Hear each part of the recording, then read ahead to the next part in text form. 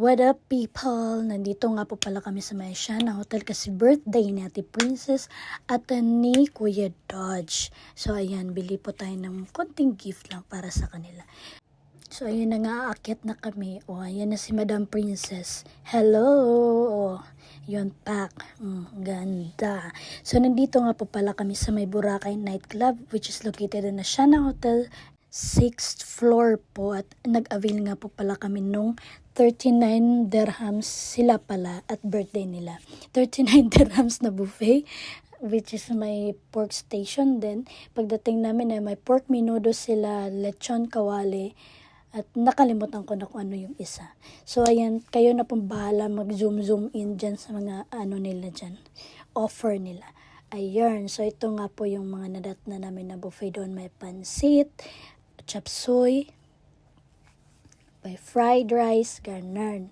So ayan, masarap po, hindi po kayo magsisisi hanggang 12 AM po yung buffet nila. So ayun na nga, ito na sa Ate Princess, nagsusulat ng pangalan ni Kuya Dodge para mamaya i-greet siya ng banda na dadating mamayang 10 PM.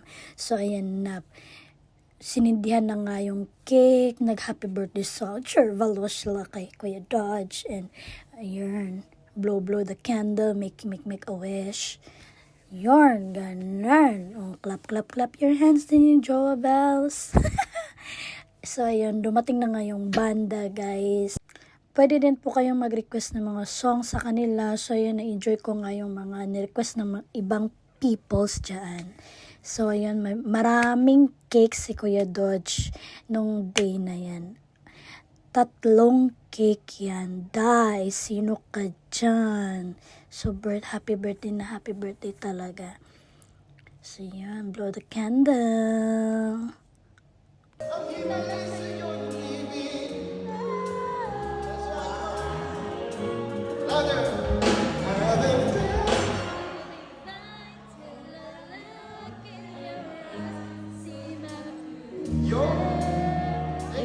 O, tingnan nyo, napakanta rin ako sa Marilag ni Kuya. May pangalawa pa yan, may sining pa yan mamaya-maya.